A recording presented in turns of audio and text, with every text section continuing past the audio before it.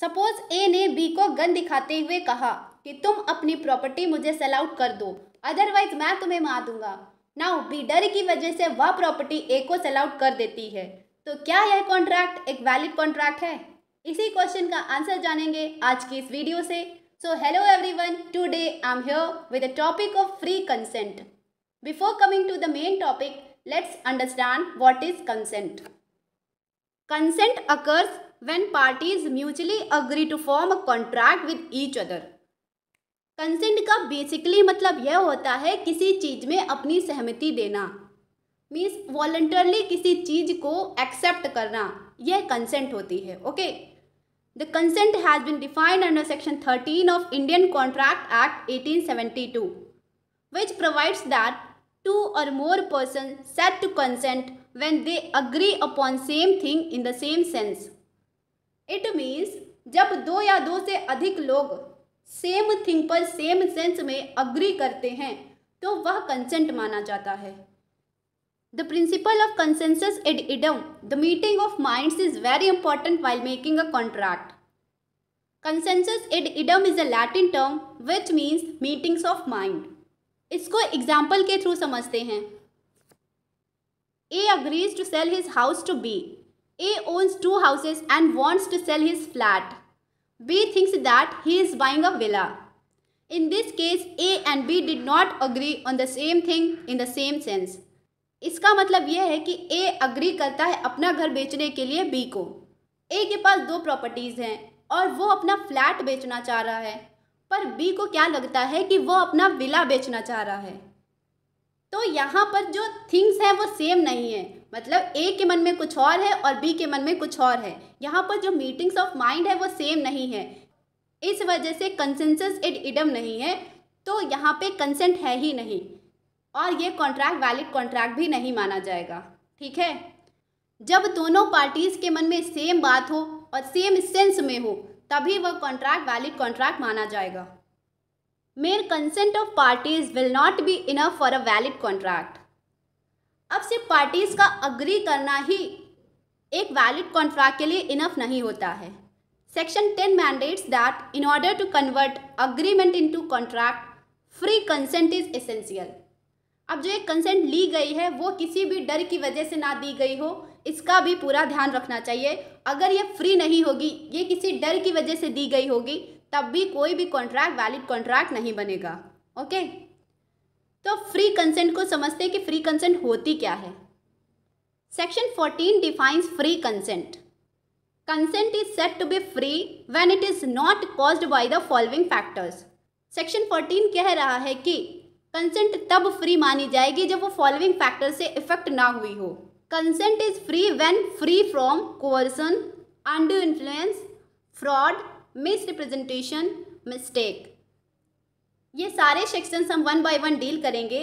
Okay, पर अभी यहाँ फ्री कंसेंट समझते हैं। अगर कंसेंट कोअर्सन के थ्रू लिए जाएगी तो भी वह फ्री नहीं होगी, अनड्यू इन्फ्लुएंस के थ्रू ली जाएगी तब भी वह फ्री नहीं होगी, और इन सब से ली गई कंसेंट जो होती है वो एक वैलिड कंसेंट नहीं होती है। इस वजह से वह कॉन्ट्रैक्ट भी वैलिड कॉन्ट्रैक्ट नहीं माना जाता है। These 5 elements are also called vitiating elements. If the consent is caused by any of the above mentioned elements, the agreement will not be converted into contract. अगर कंसेंट इन 5 चीज़ों के द्वारा ली जाती है तो वह अग्रीमेंट जो होता है वो कॉन्ट्रैक्ट में कन्वर्ट नहीं होता है। फर्स्ट है coercion. Section 15 defines the term coercion. Consent is said to be caused by coercion when it is caused in following manners. The first one is committing or threatening to commit any act forbidden by the Indian Penal Code 1860.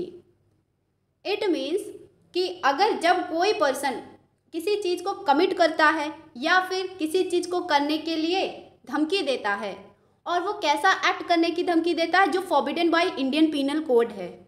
The second one is unlawful detaining or threatening to detain any property.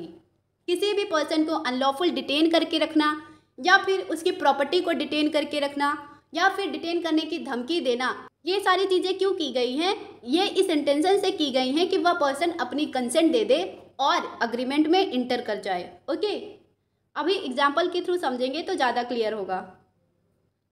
A shows the gun and threatens to shoot B. if B does not agree to sell his property to A at the price stated by A। इस example में A gun दिखाते हुए B की तरफ इशारा करता है कि वह अपनी प्रॉपर्टी जो है वो A को सेल आउट कर दे और उस प्राइस पे सेल आउट करे जैसा कि A ने निर्धारित किया है। तो अगर B इस पे सहमत हो जाता है तो क्या ये कॉन्ट्रैक्ट एक वैलिड कॉन्ट्रैक्ट होगा? क्या इसमें जो कंसेंट ली गई है वह फ्री है? नहीं ना।